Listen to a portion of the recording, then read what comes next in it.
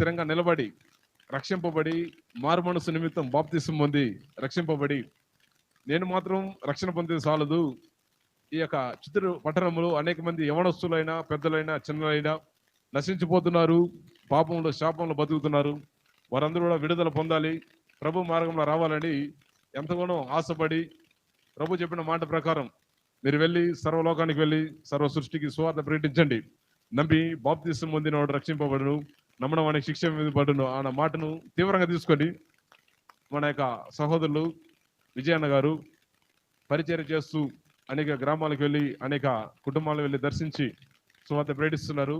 నేను అన్న దగ్గర చెప్పాను, అన్న యేసు ప్రభు గురించి వాక్యం చెప్పాలి, యేసు ప్రభు గురించి మాత్రం చెప్పి కొన్ని నిమిషాలు ఒక ఇంచుమించు 20 నుండి 30 నిమిషాలు వాక్యం చెప్పి మనం ముగించాలన్న అన్నప్పుడు అన్న కూడా దాన్ని ఒప్పుకున్నారు. కాబట్టి సమయాన్ని అన్నగారికి అప్పగిస్తాను. అన్నగారు వచ్చి వాక్యాన్ని ప్రకటిస్తారు.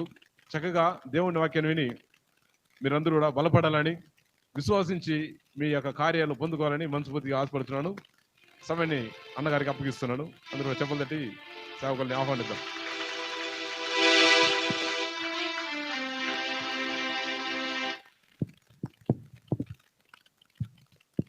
హల్లెలూయా. గట్టిగా 2 చేతులు పైకి చెప్దామా? హల్లెలూయా. ఏం నీరసం వచ్చిందా? అందరికి ఆకలేస్తుందా? లేదుగా. ఆత్మలో ఆకలి ఉండదు, ఒక్కటే దాహము, ఆత్మలో దాహం ఉంటుంది. కాబట్టి గట్టిగా 2 చేతులు పై గట్టిగా చెప్దాం హల్లెలూయా, హల్లెలూయా. గట్టిగా చప్పట్లు కొట్టి దేవుని మహిమపడతామా? పెట్టారండి ఆయన పుట్టగానే, తెలీదా? ఇమ్మానుయేలు దేవుడు అంటే ఏంటి అర్థం? దేవుడు మనకి తోడు. హల్లెలూయా. ఇప్పుడు యావరణంలో దేవుడు తోడుంటే మన ఉత్సాహము సంతోషం ఎలా ఉండాలంటే ఆత్మలో పరవశించాలి, ఆత్మీయ ఆనందం ఉండాలి. శరీరం నలిగిపోతుంది, శరీరం బలహీనపడుతుంది. ఎప్పుడైతే ఆత్మలో బలం పొందుకుంటారో అప్పుడే ఉజ్జీవం అనేది వస్తుంది. హల్లెలూయా. అందుకే దేవుడు మన మధ్య ఉంటే దేవుడిని గట్టిగా చప్పట్లు కొట్టి దేవుని ఆరాధిద్దాం. నీవు నా తోడు ఉన్నవయ్యా, నాకు భయమేలనా యేసయ్యా, నీవు నాలోనే ఉన్నవయ్యా, నాకు దిగులేలనా యేసయ్యా, నీవు నా తోడు ఉన్నవయ్యా, నాకు భయమేలనా యేసయ్యా, నీవు నాలోనే ఉన్నవయ్యా, నాకు దిగులేలా నా యేసయ్యా, నాకు భయమేలా, నాకు దిగులేలా, నాకు భయమేలా, నాకు దిగులేలా, నీవు నా తోడు ఉన్నవయ్యా, నాకు భయమేలనా యేసయ్యా, నీవు నాలోనే ఉన్నవయ్యా, నాకు దిగులేలనా యేసయ్యా. మన మధ్య ఉన్నవారన్నలు గట్టిగా మళ్ళీ ఒక్కసారి చెప్దాం హల్లెలూయా. ఒక్క చిన్న ప్రార్థన చేసుకొని మనం ముందుకు వెళ్దాం. కృపా సత్య సంపూర్ణుడా, ప్రేమల దేవానికి వందనాలు. తవ్వా ఎంతసేపు మా మధ్య ఉండి మా స్వరాలు వింటూ మా ప్రార్థనలను ఆలకిస్తూ తలంపులను బాధను చింతను వేయాలని మా మధ్య తిరుగుతున్నామని మేము గ్రహించగలం. అయ్యా, నీ మెల్లని స్వరం, నీ తీయని మాటలు, నీ ఉపదేశమును మాకు తెలియచేయమని ప్రార్థన చేస్తున్నాం. అయ్యా, నన్ను మరుగుపరచి ప్రభువా, మేము బలహీనులము అయా, పాపాత్ములం. నీ వాక్యము చెప్పుటకైనను ఆ వాక్యాన్ని విని ప్రభు గ్రహించుటకైను మా హృదయము చాలదు, మా మనసు చాలదు. కేవలం పరిశుద్ధాత్మ దేవుడా, నీవు మాత్రం కార్యము చేయగలవు. లూదియా యొక్క హృదయాన్ని తెరిచినట్లుగా ఇక్కడున్న ప్రతి ఒక్కరి హృదయాన్ని తెరవండి. శిష్యుల యొక్క జ్ఞాన వివేచనలు హృదయాన్ని తెరిచి వాక్యము గ్రహించినట్లుగా చేసినట్లుగా ఇప్పుడున్న ప్రతి బిడ్డ యొక్క మనసును తెరిచి నీ వాక్యపు లోతులు అంచులను, అది ఎంత ఎత్తు ఎంత లోతుని తెలుసుకునే భాగ్యము దయచే. నన్ను మరుగుపరిచండి, మీరే మీరే మీరే మమ్మల్ని వాడుకోమని ప్రార్థన చేస్తున్నా. అయ్యా, ముందున్న సమయం అంతా నీకు అప్పగించుకుంటూ దేవాతి దేవుడు అయిన నీవే మాతో మాట్లాడమని యేసు క్రీస్తు పరిశుద్ధ నామములో అడిగి వేడుకుంటున్నాము తండ్రి. ఆమేన్, ఆమేన్. నా వాయిస్ వినిపిస్తుందా? ఎంతమందికి వినిపిస్తుంది? నిజం చెప్పండి. సీరియస్ గా ఉండొద్దండి, కాసేపే, ఎక్కువసేపు కూడా మాట్లాడండి. మీ ఇంట్లో అన్నలాగా, మీ ఇంట్లో కొడుకులాగా. అవునా? చిన్న పిల్లడు మాట్లాడితే వింటారు కదా, నా మాటలు కూడా అలా వినండి. కొద్దిసేపు మనం ధ్యానించుకొని వెళ్ళిపోదాం. హల్లెలూయా. నేను ఇంతకు ముందు మిమ్మల్ని చూశాను, మీ సంఘాన్ని చూశాను, మీ సంఘం యొక్క క్రమం కూడా చూశాను. ఎక్కడికి వెళ్ళినా నేను చూసేది ఏంటంటే, మీటింగ్ బాగా జరిగింది, మీటింగ్ బాగుందని అనేసి చాలాసార్లు విన్నాను. కానీ ఒకే ఒక్కసారి ఫస్ట్ టైం నా అనుభవంలో మీ మీటింగ్ లో కొన్ని ఆత్మలు రక్షించబడడం అనేది చూశాను. హల్లెలూయా. ఆ మీటింగ్ ద్వారానే మీ చర్చ్ అంటే వెంటనే పరిగెత్తుకొచ్చి ఉజ్జీవంతో వచ్చాను, ఆశతో వచ్చాను. నాకున్న ఆశ, నాకున్న సిద్ధపాటు మీలో కనపడట్లేదు. హల్లెలూయా. మనం అందరం సిద్ధంగా ఉండాలి. ఎందుకంటే మీ యొక్క భారము, మీ సంఘం యొక్క ఆ అనుభవం నాకు నిజంగా సంతోషాన్ని ఇచ్చింది. ఆ రోజు ఒంటరిగా, నేను ఎవరు మీకు తెలియదు, బ్రదర్ గారు పిలిచారు. ఆ రోజు సమయం లేకపోయినా కూడా వచ్చి ఆ గ్రౌండ్ లో, ఆ వాతావరణంలో వర్షం పడింది ఆ రోజు. అవునండి, చాలా ఇబ్బందికరమైన పరిస్థితి. అక్కగారు అప్పుడు కూడా నా ప్రార్థన వల్లనే అనే సాంగ్ పాడి చాలా చక్కగా కూడా ఆరాధించారు, నేను చూశాను. కానీ నేనేం చెప్పాలనుకుంటానంటే, అదే మనకు కావాల్సింది. ఒక మీటింగ్ జరిగితే ఉద్దేశం ఏంటి? ఆత్మ రక్షించబడాలి కదండి. ఏదేదో మీటింగ్లు చేస్తారు, గొప్ప కోసం చేస్తుంటారు. కొంతమంది మాది గొప్ప అని చెప్పుకోవడానికి చాలా మంది పబ్లిసిటీ చేస్తుంటారు. కానీ ముఖ్య ఉద్దేశము, యేసు ప్రభు ఎక్కడ బోధించినా కూడా దేనికోసం ప్రయాసపడ్డాడు? ఆయన ఆత్మల రక్షణ. హల్లెలూయా. ఆయన ఒక ఉద్దేశమే, ఆయన 4 గోడల్లో పరిమితం అయిపోలేదు. ఎప్పుడు ఎక్కడికి వెళ్ళినా ఏమనుకున్నాడు? ఆయన ఆత్మల రక్షించబడాలి, నశించిపోతున్న వారు ఏవైపు చూడాలి, పరలోక రాజ్యానికి వెళ్ళాలి అని ఆశపడ్డాడు. వాళ్ళందరూ కూడా మారు మనసు పొంది రక్షణ అనుభవంలోకి రావాలని ఆశపడ్డాడు. కాబట్టి మన మీద కూడా అలాంటి భారం ఉందో. కాబట్టి ప్రభు రాకడికి చాలా సిద్ధపడ్డాయింది. ఆ విషయాన్ని చెప్పాలనే నేను మీ మధ్యకు వచ్చాను. కాబట్టి ఎంతమంది ప్రభు రాకడికి సిద్ధంగా ఉన్నారు? ఒకసారి చేస్తారా? నిజంగా ఉన్నారా? అబద్ధం ఆడకూడదు. అబద్ధం ఆడితే ఏం జరుగుతుంది? సంఘంలో, సంఘ క్రమంలో పరిశుద్ధాత్మను ముందర అబద్ధం ఆడి మరణం పాలైన వాళ్ళు ఎవరు ఉన్నారో తెలుసా మీకు? ఎవరున్నారు? పాస్టర్ గారు చెప్తారు, వాళ్ళకి తెలుసు. కాబట్టి మీరు చెప్పాలి, ఏమి జరిగింది? అబద్ధం ఆడడము, అసత్యంగా ప్రవర్తించడము పరిశుద్ధాత్మ దేవుడికి నచ్చదు. ఇప్పుడు చెప్పండి, హృదయం మీద చేసుకొని, నిజంగా నాలో పాపం లేదు, దేవుడు చెప్పినట్లుగా నడుచుకుంటున్నాను, నాలో ఏ దోషం లేదు, ఇప్పుడు వస్తే కూడా నేను వెళ్ళిపోతాను పరలోక రాజ్యానికి అని ఎవరు చేయతాను? ఇది యథార్థత అంటే. ఇది కావాలి దేవునికి. డబ్బాలు కొట్టుకోవడం కాదండి, యథార్థత. దేవుడు అంట నరులను యథార్థవంతులుగా చేశాడంట. హల్లెలూయా. అప్పుడు మనలో యథార్థత లేకపోతే దేవుని బిడ్డలుగా మనం ఎలా పిలువబడతాం? ఎలాగ మనం పరలోక రాజ్యానికి వెళ్తాం? నిజం, సత్యవంతులే, యథార్థవంతులే, నీతిమంతులే పరలోక రాజ్యానికి అర్హులు. హల్లెలూయా. ఒక చిన్న మాట మనం చూసుకొని ముందుకు వెళ్దాం. ఇప్పటికే సమయం కొంచెం ఎక్కువైందని నేను భావిస్తున్నాను. అయినా కూడా మత్తయి సువార్త 24వ అధ్యాయము 44వ వచనం చదువున్నాం. గట్టిగా స్వరం ఎత్తి ఒకరు.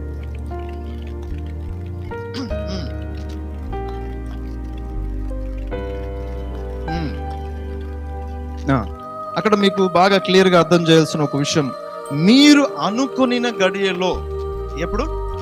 మీరు అనుకొనిన గడియలో ఎవరు వస్తారంట? మనుష్య కుమారుడు వచ్చును గనుక మీరు ఎలాగుండాలి? సిద్ధముగా ఉండాలి. హల్లెలూయా. ఇక్కడ చెప్తున్న మాట నేను ఆలోచిస్తున్నాను. ప్రభువు చాలా ఈ యొక్క 24వ అధ్యాయంలో చూసినట్లయితే, 24, 25 అధ్యాయంలో ధ్యానించినట్లయితే, ప్రభువు పరలోక రాజ్యం గురించి, ఆ రాజ్యంలో ఏమేమి ఉంటాయో చాలా విషయాలు చెప్పుకుంటూ వచ్చి ఒకే ఒక విషయాన్ని తెలియజేస్తున్నాడు. ఏంటంటే, నేను ఎప్పుడు వస్తానో తెలియదు. ఎవరికి తెలియదు? మీకు తెలియదు. అప్పుడు మీరు ఏం చేయాలి? మీరు అనుకోనని గడియ. అప్పుడు నేను ఆలోచిస్తున్నాను, అనుకున్న గడియ ఏంటి? దేవుడు సమయానికి వాల్యూ ఇచ్చాడు. అందుకంటాడు, నేను ఎప్పుడు వస్తా, దొంగ వల్లే వస్తానని దేవుడు చెప్పాడు కదా. ఇదంతా మనకు తెలిసిన విషయమే. తెలిసినా కూడా మనం దాన్ని పట్టించుకోం. చాలా భయము భక్తితో వచనం చదివినట్లయితే అర్థమవుతుంది, మీరు అనుకుని గడియ. ఎప్పుడంటే మనం సంతోషంగా ఉన్నప్పుడు, లోకంలో ఏమి ఏమి ఏమి జరగట్లేదు, అంత బాగుంది, నా కుటుంబం చల్లగా ఉంది, అంత బాగుంది, సమాధానంగా ఉంది అనుకుని సమాధానం అనుకునే టైంలోనే ప్రభు అప్పుడు వస్తాడంట. ఎలాగొస్తాడు? దొంగ మీకు ఫోన్ చేసి, నేను వస్తున్నాను, ఈ రాత్రికి బీరువా తాళాలు కిటికీ పక్కన పెట్టండి, ఆ కిటికీ ఓపెన్ చేసుకొని దొంగతనం తీసుకుని వెళ్ళిపోతానంటాడా? ఆహా, పక్కా ప్లానింగ్ తో వస్తాడు. ఎవరు ఎక్కడ ఎలాంటి హృదయంతో ఉన్నాడో, ఎలాంటి పనులు చేస్తున్నారో, ఎలాంటి క్రియల్లో ఉన్నారో వెతికి మరీ వస్తాడు. అందుకే అంటున్నాడు సమయం. ఈ పదాన్ని మీరు బాగా గుర్తు పెట్టుకోండి. అనుకోని గడియ అంటే ఏంటి? ఏ సమయంలో వస్తాడో దేవుడు మనకు తెలియదు. ఒక చిన్న రెఫరెన్స్ చూడండి, మీకు తెలిసిన రెఫరెన్స్లతోనే మాట్లాడతాను. ఎఫెసీ రాసిన పత్రిక 5వ అధ్యాయం 15వ వచనంలో అక్కడ రాయబడి ఉంటుంది. ఒకసారి చదువు.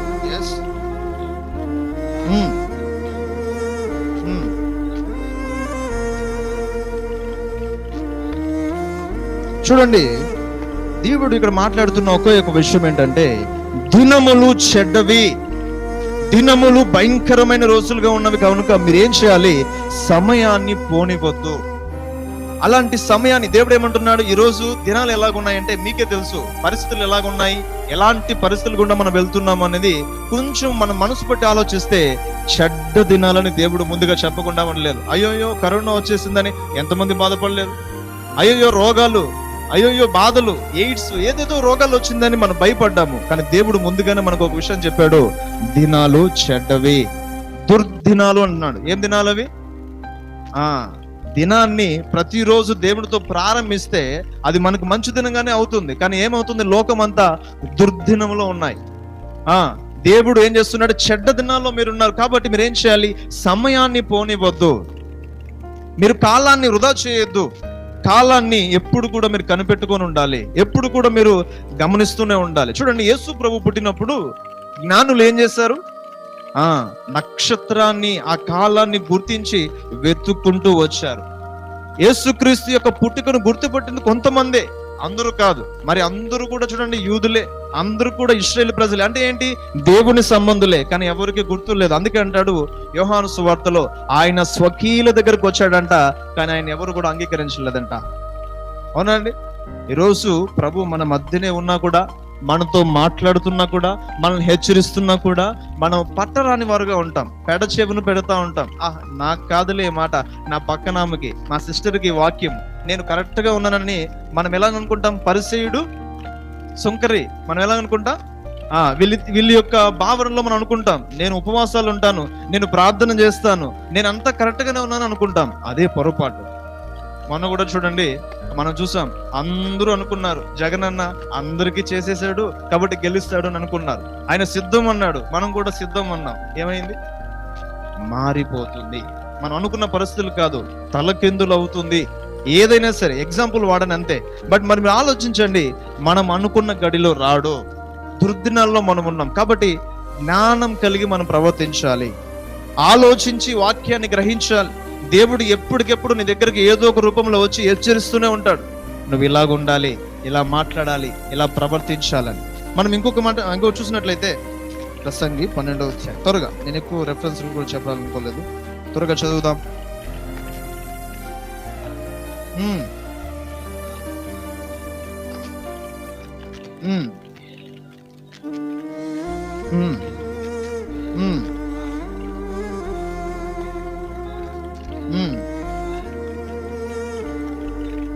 చూడండి, అక్కడ దుర్దినలు రాకముందు ఏం చేయాలంట? స్మరణకు తెచ్చుకోవాలి. ఎవరిని? యేసుక్రీస్తు ప్రభువు వారిని స్మరణకు తెచ్చుకో. అంటే ఎప్పుడు స్మరిస్తూ ఉండాలి. కొంతమంది పెద్దవాళ్ళని చూస్తుంటాను, బండి ఎక్కిన స్తోత్రం, ఇంట్లో ఏం బోకులు గడిగిన స్తోత్రం, పరిగెత్తిన స్తోత్రం, కల్లాపు చెల్లిన స్తోత్రం, స్తోత్రం స్తోత్రం స్తోత్రం అని చెప్తూనే ఉంటారు. ఎందుకని? స్మరణ, దేవుణ్ణి స్మరిస్తూ ఉంటారు. ఈ రోజు యవనస్తులకి అలాంటి ఒక ఆలోచన లేదు. కానీ నేనేం చెప్తున్నానంటే, ఇక్కడ బాగా అర్థం చేసుకోండి, దుర్దినాలు సమయాన్ని పోరకుండా స్మరణకు తెచ్చుకొని దేవుణ్ణి, ఆయన మనస్కరించి ఆయన కొరకు నువ్వు బ్రతికినట్లయితే, ఆయన నిమిత్తం నువ్వు సిద్ధపాటు కలిగినట్లయితే అంటున్నాడు, నీవు ఆ పరలోక రాజ్యాన్ని సంపాదించుకుంటావు. నేనేం చెప్పాలని ఆశపడుతున్నాను ఈ వచనం ద్వారా అంటే, అజ్ఞానం అనేది మనల్ని ఆవరించి ఉంది. ఏం జరుగుతుంది? పౌలు అంటున్నాడు, ఏథెన్స్ పట్టణానికి వెళ్ళాడు. అక్కడ చాలా విగ్రహాలు ఉన్నాయి, చాలా మంది చాలా విగ్రహాలని చేస్తూ ఆ విగ్రహాలకే కేర్ ఆఫ్ గా అది ఉంది. అప్పుడు చూస్తే ఆయన ఒక మాట చదివాడు, తెలియబడని దేవునికి. ఏ దేవుడి కంట? తెలియబడిన దేవునికి అని చెప్పినప్పుడు దాన్ని తీసుకొని మాట్లాడుతూ ఒక మాట చెప్తాడు. ఇదిగో ఆ అజ్ఞాన కాలమందు, ఏ కాలమందు? అజ్ఞాన కాలమందు దేవుడు చూసి చూడకుండా వదిలేశాడు. ఇప్పుడైతే ఇలా కాదు, అందరూ ఏం చేయాలంట? మారు మనసు పొందాలి. హల్లెలూయా. అందుకే అంటున్నాడు, అజ్ఞానుల వలె ఉండొద్దు, బుద్ధిహీనుల వలె ఉండొద్దు. ఇదిగో ఎవరో చెప్పినట్లుగా ఇది మనం చర్చికి వస్తే కానుకిస్తే, లేదంటే ఇలా కూర్చొని వేడుకల్లో ఉంటే నేను పరలోక రాజ్యానికి వెళ్ళిపోతుంటే కానే కాదు. దేవుడు ఏం చూస్తాడంట? హృదయాన్ని లక్ష్య పెడతాడు. హల్లెలూయా. నేను అంటున్నాను, ఈ రోజు మన హృదయం ఎలాగుంది? ప్రభువుకు దగ్గరగా ఉందా? ప్రభువు ఒకవేళ మనం పరిశోధిస్తే భూమి మీద నరులు ఎలాంటి వారు అని దేవుడు చెక్ చేస్తే మన హృదయం ఎలా ఉంటుందో తెలుసా?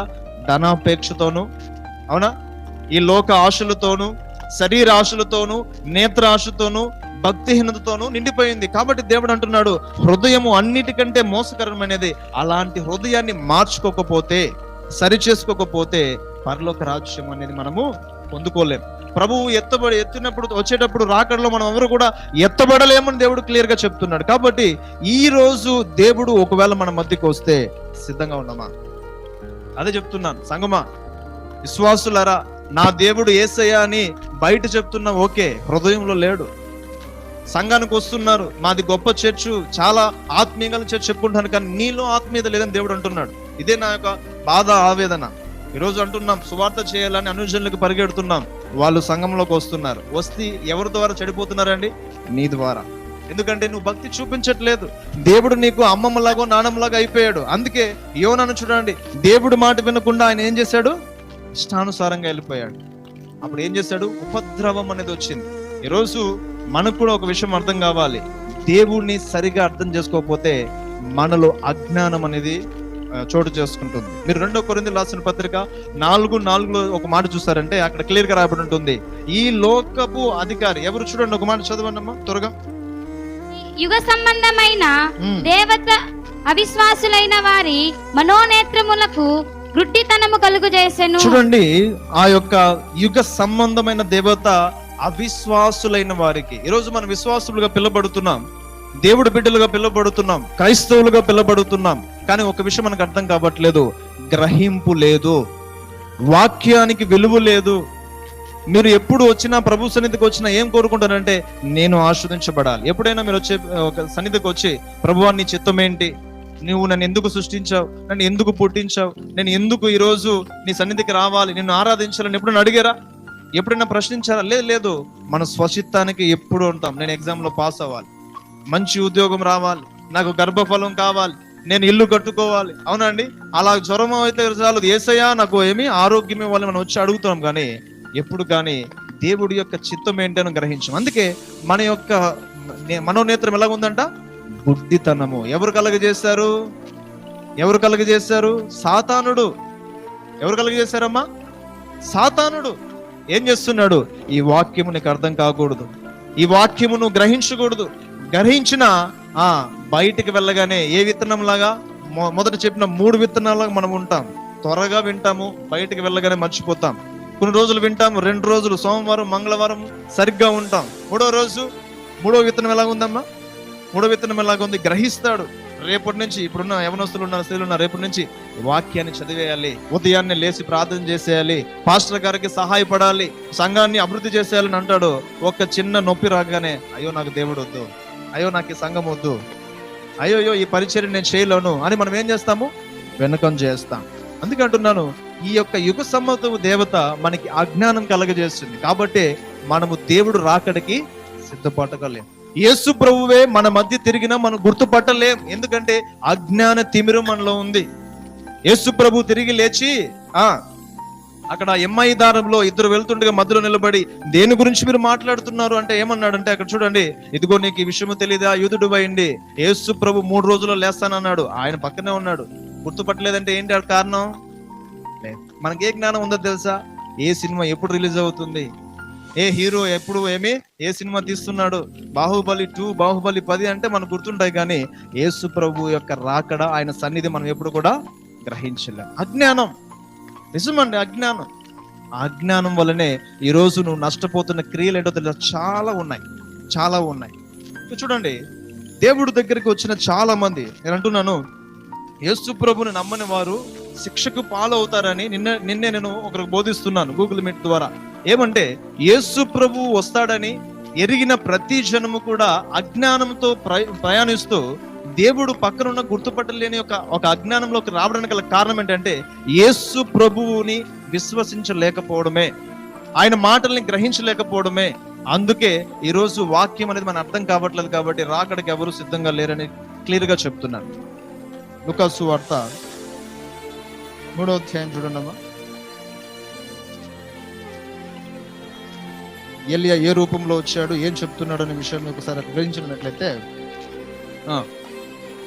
లూకాసు వార్త 3వ అధ్యాయము 6వ వచనం నుంచి చదవండి. యోర్దాను నది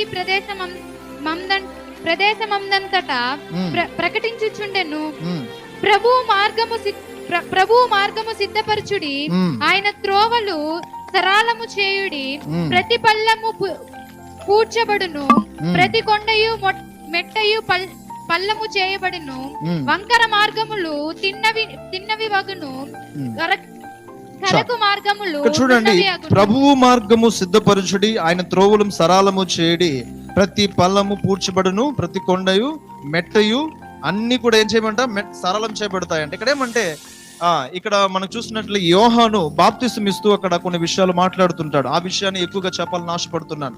ఏమంటే అక్కడ కొంతమంది జనాలు వచ్చి అక్కడ అడుగుతున్నారు ఏమనేసి, నీవు ఈ విధంగా బాప్తిసం ఇవ్వడానికి ఏంటి కారణం అంటే, ఇదిగో ప్రభువు వస్తున్నాడు, ప్రభువు ఈ భూలోకానికి వచ్చి ప్రతి ఒక్క పాపి యొక్క పాపాన్ని తీసివేసి రక్షణ అనేది ఇవ్వాలని ఆయన ఆశపడుతున్నాడు అనేసి చెప్తూ ఆయన చెప్తున్నాడు, ప్రభువు మార్గాన్ని సిద్ధపరచడానికి వచ్చాను అనేసి క్లియర్ గా యోహాను చెప్తున్నాడు. అప్పుడు మనం అర్థం చేసుకోవాల్సిన విషయం ఏంటంటే, యేసు ప్రభు వచ్చి వెళ్ళిపోయి మనకు చెప్పిన ఒక విషయం, నేను తిరిగి వస్తాను, తిరిగి వచ్చి మిమ్మల్ని అందరినీ తీసుకెళ్తాను, మీరు దుఃఖపడొద్దండి, కలవరపడొద్దండి, ఇదిగో సిద్ధపడి ఉండండి అని దేవుడు చెప్తున్నాడు. అక్కడ చూడండి, కొంతమంది వచ్చి సర్ప సంతానమా, ఎవరుంట సర్ప సంతానం అంటే ఏంటి? పాపిష్టి జనమా, నీకు బుద్ధి చెప్పింది ఎవరు? బాప్తిసం తీసుకోమని చెప్పింది ఎవరు? రక్షణ మార్గంలో ఉండమని చెప్పింది ఎవరు అని అడిగితే అక్కడ చెప్తున్నారు, ఇదిగో దేవుడి యొక్క మార్గము, ఆయన ఉగ్రత త్వరగా మీ మీదకి వస్తుంది, మీరు సిద్ధపడండి, మీరు రెడీగా ఉండండి. మీరు పొరపాటున ఎప్పుడైతే ఈ యొక్క రక్షణలోంచి వెళ్ళిపోతారో ఖచ్చితంగా మీరు ఏం చేస్తారు? నరక పాత్రులు అవుతారు. అప్పుడు యోహాను అక్కడ చెప్తున్న ఒక విషయము, ఇదిగో గొడ్డలి చెట్టు వేరనే ఉంచబడి ఉంది, ఎవరైతే మారు మనసు పొందరో, ఎవరైతే అంగీకరించారో, ఎవరైతే ఫలించరో వారందరూ కూడా నరకబడి అగ్నిలో పాల్వేయబడతారు. దేవుని బిడ్డలారా, దేవుడు ఈరోజు మన సంఘాన్ని స్థాపించాడు, సంఘంలో మనలందరినీ విశ్వాసులుగా చేర్చాడు. మనందరం కూడా ఈరోజు ఎంతో ఆసక్తిగా కూర్చొని ప్రార్థన చేస్తున్నాం. చాలా చక్కగా ఎంతసేపు ప్రార్థన చేశారు. కూటాలు చేయాలి, అనేక మందిని రక్షించాలని మనం ఆశపడుతున్నాం, కానీ ఎవరు కూడా సిద్ధపాటుగా లేరని ఒక ఆవేదనతోనే మాట్లాడుతున్నాను. నేను చెప్పాలనుకున్నది చాలా విస్తారమైన కూడా ఈ సమయంలో మీరు చేయాల్సిన ఒక పని ఏమంటే సిద్ధపాటు కలిగి ఉండాలి. హల్లెలూయా. యెహెజ్కేలు గ్రంథంలో మాట్లాడతాడు. ఆ చివరి వచనం చదివి మనం ముగించుకోవడానికి ప్రయత్నిద్దాం. యెహెజ్కేలు గ్రంథము 38వ అధ్యాయం 7వ వచనం.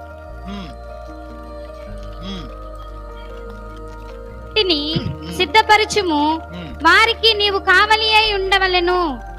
చూడండి, ఇక్కడ క్లియర్ గా రాయబడి ఉంది, నీవు సిద్ధముగా ఉండుము, నీవు సిద్ధపడి నీతో కూడా కలిసిన సమూహం అంతని సిద్ధపరచుము. ఈ మాట నేను చదువుతున్నప్పుడు కొంచెంసేపు ఆలోచించాను. ఏమంటున్నాడు దేవుడు? సిద్ధపడు. దేని కొరకు? క్రీస్తు యొక్క రాకడ కొరకు. ఎందుకంటే కాలము సమీపించబడింది. యేసు ప్రభు అనే ఆయన తిరిగి వస్తున్నాడు. ఆయన భూమి మీద ఏదైతే ప్రకటించాడో అది నెరవేర్చడానికి. మొదటగా ఆయన వచ్చినప్పుడు కరుణ, దయ, కృప, వాత్సల్యము అన్ని చూపించడానికి ఆయన వచ్చిన. రెండోసారి దేనికి వస్తున్నాడు తెలుసా? రెండోసారి దేనికి వస్తున్నాడమ్మా? తీర్పు తీర్చడానికై. ఎవడెవడు ఏ క్రియలు చేస్తాడో ఆ క్రియలన్నిటినీ ఏం చేయాలంట? తీర్పు తీర్చడానికే దేవుడు వస్తున్నాడు. అందుకే అంటున్నాడు, నీవు సిద్ధపడు. తర్వాత ఏం చేయాలి? నీ సహోదరుని సిద్ధపరచు, నీ సంఘాన్ని సిద్ధపరచు, నీ ప్రాంతాన్ని సిద్ధపరచు. యేసు ప్రభువు మనకు చెప్పిన ఆజ్ఞ ఏంటి? ప్రతి ఒక్కరి దగ్గరికి వెళ్ళి ఏం చేయాలంట? శిష్యులుగా మార్చి అందరికి కూడా బాప్తిసం అనేది ఇవ్వాలి, రక్షణలోకి నడిపించాలని దేవుడు హెచ్చరించాడు. కాబట్టి ప్రియ దేవుని సంగమా, సిద్ధపడి ఉన్నారా? సిద్ధపడి నిజంగా దేవుని కొరకు నిలబడి ఉన్నారా? దేవుడే నాకు ఇదిగో వస్తే ఖచ్చితంగా ఈ రోజు రాత్రి నేను ఎత్తబడతానా అనే ఒక్క ప్రశ్నతో మీరు ఈ రోజు ఇక నుంచి వెళ్ళాలని ఆశపడుతున్నాను. సిద్ధపాటు కలిగి ఉండండి, సిద్ధపడండి. ఆ సిద్ధపాటు లేకపోతే ఖచ్చితంగా సంఘాల్లో ఎవరు కూడా వెళ్ళరు. చూడండి, ఇందాకే చెప్పాను, యుగ సంబంధమైన దేవత. ఆ దేవత ఏం చేస్తుందంటే కొన్ని బలహీనతలు మనకి కలగజేస్తుంది. నేను అనుకున్నాను చాలా విషయాలు మీకు చెప్పాలని ఆశపడి వచ్చాను, అవునా?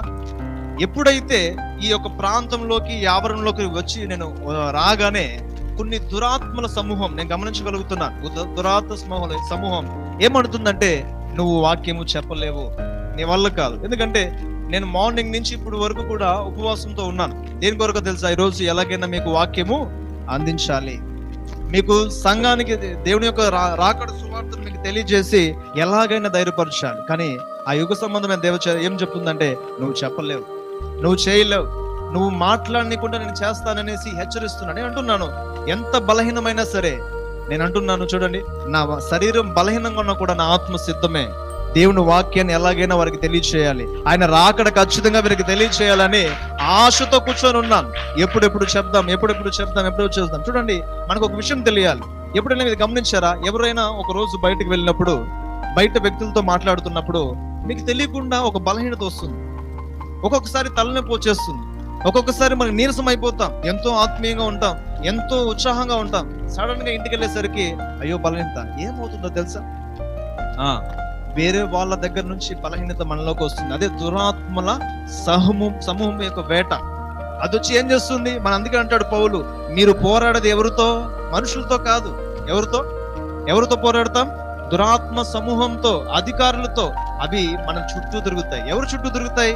ప్రార్థన చేసేవారు చుట్టూ తిరుగుతాయి, దేవుని కొరకు నిలబడేవారు చుట్టూ తిరుగుతాయి. నా యొక్క ఉద్దేశం ఏంటంటే, క్రైస్తవులు సిద్ధపాటుగా లేకపోతే, క్రైస్తవులే పరలోక రాజ్యానికి వెళ్ళకపోతే ఇంకెవరు వెళ్తారు? దేవుడు అంట మన కోసం సమస్తాన్ని సిద్ధపాటు చేశాడంట. అందుకే రాయబడి ఉంటుంది ప్రకటన 21వ అధ్యాయంలో, ఆ దేవుడు మనతో ఉండి ప్రతి బాష్ప బిందును తుడిచి మనల్ని ధైర్యపరుస్తాడంట. నేను అంటున్నాను, ప్రభువా నీకు సాధ్యమైతే మమ్మల్ని అందరిని కూడా నన్ను బలపరిచి అనేక మందిని బలపరచండి ప్రభువా. మా టీం యొక్క ఉద్దేశం అదే. ఈ క్రైస్తవులైన వారిని ప్రతి ఒక్కరిని కూడా ఏం చేయాలంట? అందరినీ బలపరచాలి, ధైర్యపరచాలి, ఉత్సాహపరచాలి, ఉజ్జీవపరచాలి. ఎవరైతే భయంగా ఈరోజు దిగులుతో, వేదనతో, సాతాను శక్తుల తంత్రాలతో భయపడుతూ, చేతబడుతూ భయపడుతున్నారు, వారందరికీ విమోచన ఉంది. హల్లెలూయా. మీరు వాగ్దానం రాసుకున్నారు. ఏం వాగ్దానం అది? ఈ సంవత్సరం వాగ్దానం ఏంటది? అవునా? అది చదువుతున్నాను. ఏం చదవండి ఒకసారి, వచనం చదవండి. 24, 22లో దేవుడు అంట విడిపించేవాడుగా ఉన్నాడు, విమోచకుడు కూడా ఉన్నాడు. అప్పుడు అలాంటి దేవుడు ఉండగా మనం ఎందుకు బలహీనపడాలి? ఎందుకు మనం పాపిష్టి క్రియలు చేయాలి? ఎందుకు ఈ లోకాన్ని ప్రేమించి భ్రష్టులమైపోవాలి? అందుకే దేవుడు అంటున్నాడు, నేను మొదటిసారి వచ్చింది మీలో ఉన్న దుష్టత్వాన్ని పోగొట్టడానికి. హల్లెలూయా. దుష్టత్వ క్రియలు పోవాలి, ఈ లోకపు ఆలోచనలు పోవాలి, ఈ యుగ సంబంధమైన విషయాలు పోవాలి. అప్పుడే మనము సిద్ధపాటు కలిగి ఉంటాం. నిజంగా పవిత్రత లేదు, భక్తిహీనత, బుద్ధిహీనత, అవిధేయ క్రియలు, అవిశ్వాసము. అందుకే అంటాడు, అల్ప విశ్వాసులారా ఇంకెంతకాలం నేను మీతో కూడా ఉంటాను అంటున్నాడు. దేవుని బిడ్డలారా, దేవుడు రాకడ సమీపమైంది. నా పిల్లలు ఉన్నారు కదా కూడా, వాళ్ళకి తెలుసు ఇప్పటి వరకు జనవరి మొదలుకొని ఈ రోజు ఎన్నో నెల? 7వ నెల. ఎన్నో తారీఖు? 13వ తారీఖు. ఆ రోజు నుంచి ఈ రోజు వరకు నేను ఒకే ఒక మాట చెప్తున్నాను, జీసస్ కమింగ్ సూన్. హల్లెలూయా. ఇదే విషయాన్ని చెప్తున్నాను, వారే సాక్షులు. ఎందుకంటే నేను 31వ తారీఖు రాత్రి ప్రార్థన చేస్తున్నప్పుడు దేవుడు అంటున్నాడు నువ్వు దగ్గరకు వచ్చి, కుమారుడా నా రాకడ గురించి నువ్వు ప్రకటించాలి. హల్లెలూయా. అనేక మందిని సిద్ధపాటు చేయాలి. హల్లెలూయా. అనేక మంది సిద్ధపాటు. అందుకంటే సమూహాన్ని సిద్ధపరచు, సంఘాలను సిద్ధపరచు, బలహీన పని వారిని సిద్ధపరచు. ఎవరైతే అపవిత్ర ఆత్మలతో బంధింపబడినారో వాళ్ళందరినీ దేని కొరకు సిద్ధపడాలి? ప్రభు రాకడికి సిద్ధపడాలి. అందుకే అంటున్నాడు, ప్రభు వస్తాడు, మీకు రక్షణ మార్గం బోధిస్తాడని ఎలాగైతే యోహాను బాప్తిసం ద్వారా సిద్ధపరిచాడో, ఈ రోజు పరిశుద్ధాత్మ ద్వారా మనం అందరం ఏం చేయాలి? అనేక మందిని సిద్ధపాటు చేయాలంటే మొదటగా ఎవరు సిద్ధపడాలి? మనం సిద్ధపడాలి, సంఘం సిద్ధపడాలి. ఈరోజు సంఘ కాపరికి నిలబడి దైవ ఆవేశం వల్ల చెప్తున్న ప్రతి మాటను పట్టించుకోకపోతే దైవ సేవకులకి ఏం కాదు. బాగా అర్థం చేసుకోండి. ఎవరికి నష్టం? మాట విన్నని మీకే, అవిధేయులైన మీకే, అవిశ్వాసులైన మీకే నష్టం వాటిల్లుతుంది అంటున్నాడు. అందుకే సిద్ధపడు. అందుకే అంటున్నాడు దేవుడు, ఆ అంత్య దినాలలో నా ఆత్మను అందరి మీద కుమ్మరిస్తాను అంటున్నాడు. మరి ఆత్మ ప్రేరణ నీకుందా? ఆత్మ బలము నీకుందా? ఈరోజు చాలా మంది శరీర సంబంధమైన దేవుణ్ణే చూస్తున్నారు. దేవుడు ఆశీర్వదిస్తాడని, దేవుడు నా కుటుంబాన్ని సంరక్షిస్తాడని, నా యొక్క యవన జీవితంలో మంచి భార్యను, మంచి పిల్లలను, మంచి భవిష్యత్తుని ఇస్తాడని దేవుడి దగ్గరకు వస్తున్నారు. కానీ నా యొక్క చిత్తం, నేను ఎందుకు నిర్మించబడ్డాను, నీ యొక్క ప్రణాళిక ఏంటని ఎవరు కూడా గుర్తించట్లేదు. దేవుని బిడ్డలారా, ఈ రాత్రి ఒకే ఒక ప్రశ్న మీకు వేస్తున్నాను, సిద్ధంగా ఉన్నారా? దేవుడు పిలిస్తే ఎస్ ప్రభు నేను సిద్ధంగా ఉన్నాను అని మీరు ఉన్నారా? లేదంటే బుద్ధి లేని కన్యకులాగా మీరు ఉన్నారా? ఏ కన్యలాగా ఉన్నారు? బుద్ధి కలిగిన కన్యలు, బుద్ధి లేని కన్యకలు. ఆ యొక్క స్టోరీ మీకు తెలుసు కాబట్టి ఆ యొక్క సారాంశాన్ని ఎంచుకోలేదు. కానీ ఒకవేళ ఆ విషయం మీకు క్లియర్ గా అర్థమైతే అంటున్నాడు, ఎవరైతే సిద్ధులతో నూనె పెట్టుకొని సిద్ధంగా ఉన్నారో వారు మాత్రమే పరలోక రాజ్యానికి అర్హులు. హల్లెలూయా! గట్టిగా చప్పట్లు కూడా దేవుని మహిమపరుద్దాం. ఎందుకంటున్నానంటే సిద్ధపాటు లేని ఏ ఆత్మ కూడా పరలోక రాజ్యానికి వెళ్ళదు. మారు మనసు లేని ఏ ఆత్మ కూడా వెళ్ళదు. ఈరోజు నేను అంటాను, మీకంటే ముందుగా అన్యుషన్లు వెళ్ళిపోతారు, దుర్మార్గులు వెళ్ళిపోతారు, వ్యభిచార స్త్రీలు వెళ్ళిపోతారు. ఎందుకు తెలుసా? యేసు ప్రభు కనిపించగానే, యేసు ప్రభు రాకడ కనుకొని వాళ్ళు మోకరించి అడుగుతారంట, నన్ను క్షమించమని.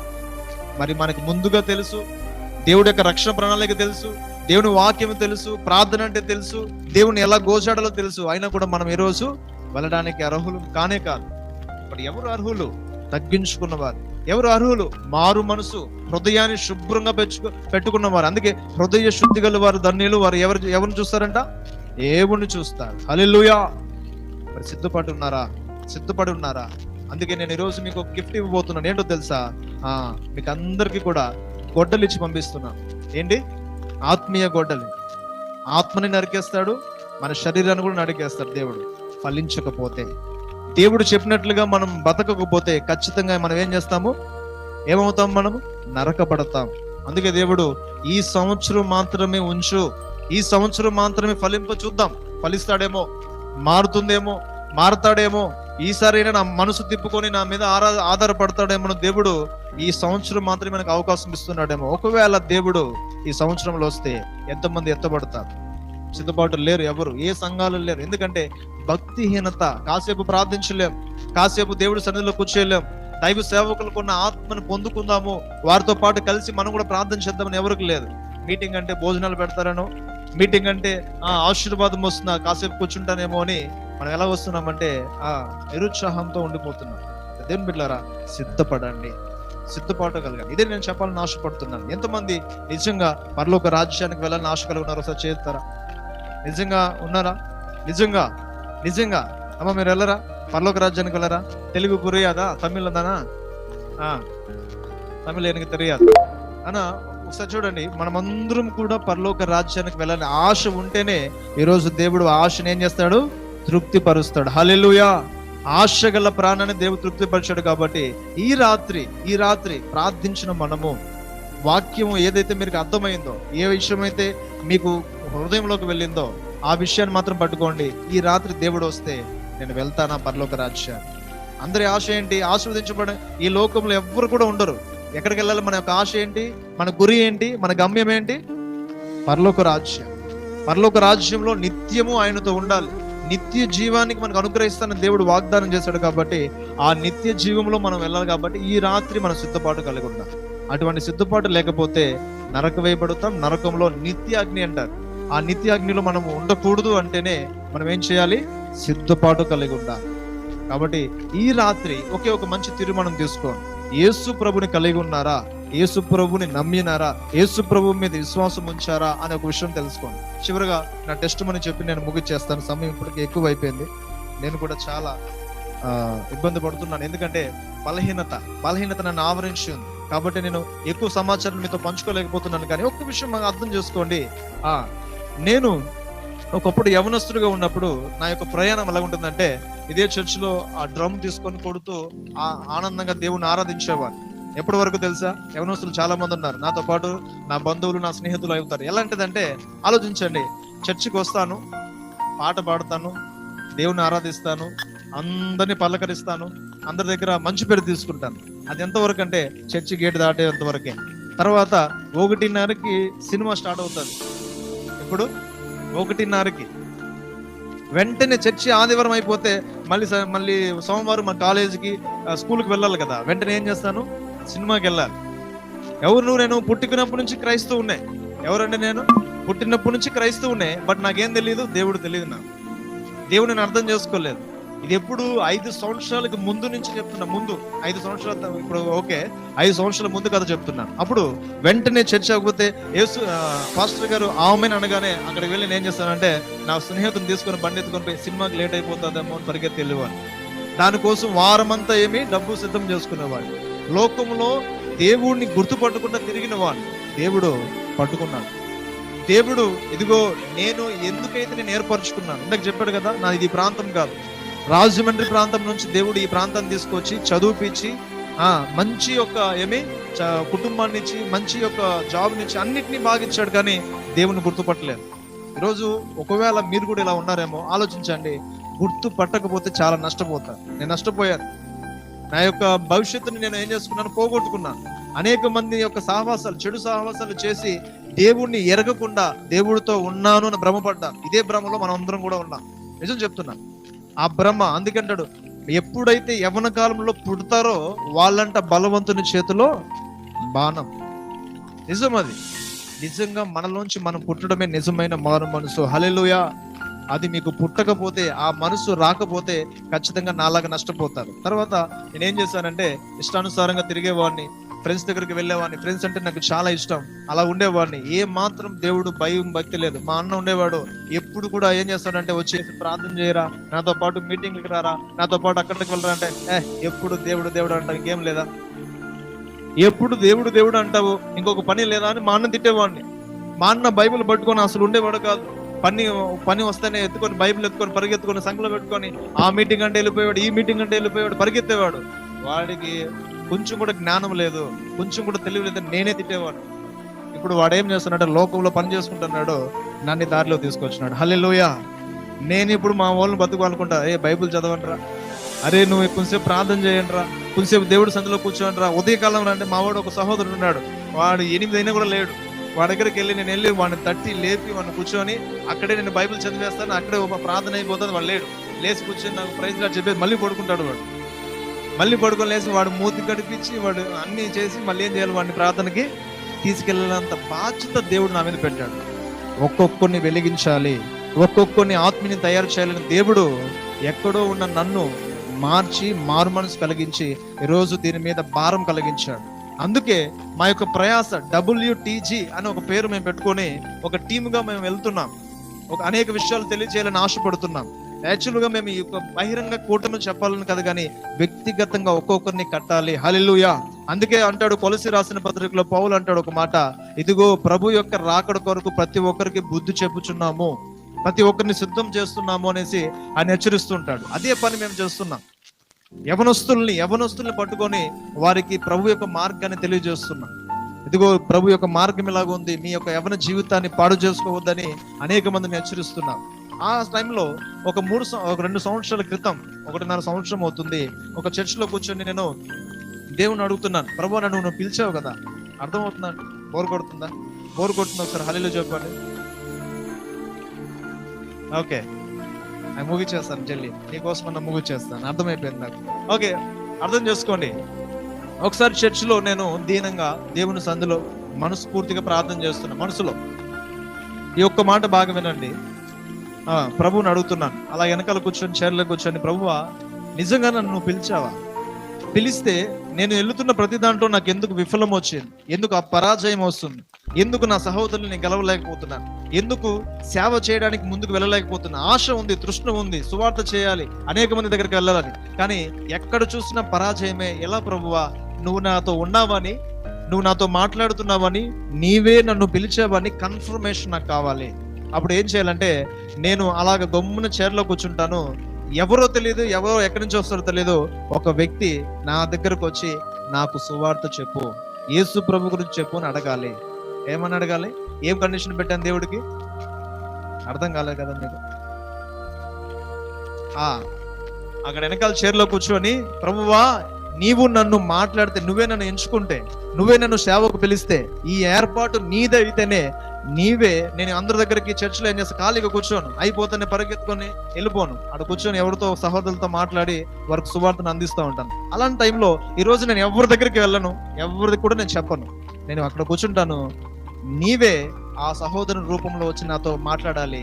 ఆ మాటలు ఎలా ఉండాలంటే, నాకు సువార్త చెప్పాలి, నాకు సేవా భారం ఉందని తెలియచేయాలి అని మీరు చెప్పాలనేసి దేవుడి దగ్గర కూర్చొని వెయిట్ చేస్తా ఉన్నాను. అలా వెయిట్ చేస్తున్నప్పుడు అందరూ వెళ్తున్నారు, ప్రేయర్ చేసుకుంటున్నారు, వెళ్తున్నారు, బయటకు వెళ్తున్నారు. నేను అలాగే కూర్చొని ఉన్నా. ప్రభు నిజంగా దర్శిస్తాడేమో, ప్రభు వస్తాడేమో. ఎవరు లేరు, చర్చ్ అంతా ఖాళీ అయిపోయింది. దేవుడు మాట్లాడలేదు, ఇంకా దేవుడు కన్ఫర్మేషన్ ఇవ్వలేదేమో అనుకున్నా. ఎక్కడి నుంచి వచ్చాడో ఎలా వచ్చాడో తెలియదు.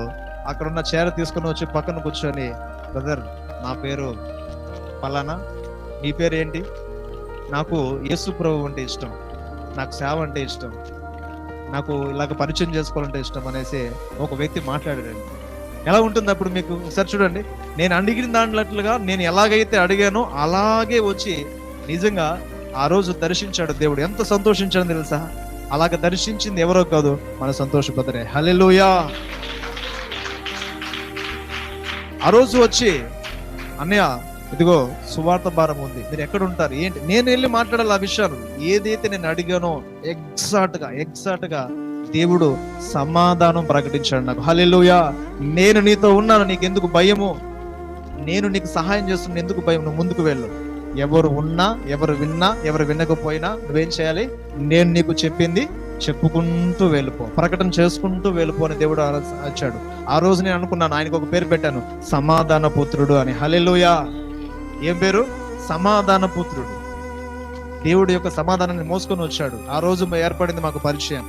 ఆ పరిచయంలో ఎంతో ఆత్మభారం, ఎంతో మందిని సిద్ధం చేయాలని, ఎన్నో సేవా మీటింగ్లు చేయాలని మా టీంతో కలిసి మాతో పాటు ప్రోత్సాహంగా ఉండి అనేక మంది సిద్ధపడతాం, అనేక ఉపవాస కూటములు పెడదాం, వెళ్ళి ఎవరికైనా సువార్త చేద్దామని ప్రతిసారి నన్ను అడుగుతూనే ఉంటాడు. ఎంత మర్యాద ఇచ్చి ఎంత బాగా మాట్లాడు. అప్పుడు అనుకున్నా, ప్రభువు భారం కలిగిన వాళ్ళు చాలా మంది ఉన్నారు, వీళ్ళందరినీ కూడా ఏం చేయాలి, ఐక్యపరచాలి, సిద్ధపరచాలి. ప్రభు రాకడ వరకు అందరిని కూడా ఏం చేయాలి, సిద్ధపాటు చేయాలి. ఈరోజు ఆ భయము, భక్తి, ఆ సిద్ధపాటు లేకపోతే ఎవరు పరలోక రాజ్యానికి వెళ్ళారు. సిద్ధపాటు అనేది ఖచ్చితంగా ఉండాలి. అది నేను ప్రయత్నం చేస్తున్నా. ప్రతి క్రైస్తవుడు వ్యక్తిగతంగా అందుకంటున్నాడు, నీవు పేతురువు, నీ మీదే నేనేం చేస్తాను, బండ కడతాను. దేవుడు నిన్ను చూసి ఏమంటున్నాడు? ఈ ఒక్క మాటను ఆలోచించండి. నీవు నా ఆలయము. ఎవరంటున్నాడు దేవుడు? నీవు నా ఆలయము. కాబట్టి ఎవరైతే దేవుని ఆలయంగా ఉన్నారో వాళ్ళందరినీ కూడా దేవుడు ఏం చేస్తాడు, పరిశుద్ధపరచాలనుకుంటున్నాడు. హల్లెలూయా. ఈ రోజంతా ఆలయంగా మనం కూర్చున్నాం, కానీ మన హృదయం దేవుని యొక్క ఆలయం. అది ఎప్పుడు కూడా అపవిత్రంగా ఉండకూడదు, ఎందుకంటే దేవుడు దాంట్లో నివాసము చేయనేచ్చాడు. కాబట్టి ఈ మాటలన్నీ గుర్తుపెట్టుకోండి. చాలా తక్కువ సమాచారం నీకు ఇచ్చాను అనుకుంటున్నాను, కానీ ఒక్క విషయం గుర్తుపెట్టుకోండి, సిద్ధపాటు లేని వాళ్ళు కూడా ఎవరు కూడా వెళ్ళాలి. ఇప్పుడు ఈ రాత్రి ప్రార్థన చేశాను కాబట్టి నేను పరలోక రాజ్యానికి వెళ్ళిపోతాను ఎవరు అనుకుంటున్నారా? ఉపవాసాల ద్వారా ఏమైనా వెళ్ళిపోతారా? ఆహా. హృదయ శుద్ధి, దేవుని మీద అపారమైన నమ్మకం, దేవుడు రాకడ కొరకు ఎల్లప్పుడూ సిద్ధపాటు ఉన్నట్లయితేనే దేవుడు రాకడికి మనం వెళ్తాం.